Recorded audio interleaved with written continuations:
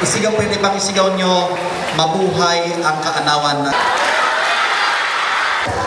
Ito ang pinaka-denominator ng mga sakripisyo, kung yung hirap, yung effort ng mga teachers natin at ng mga bata.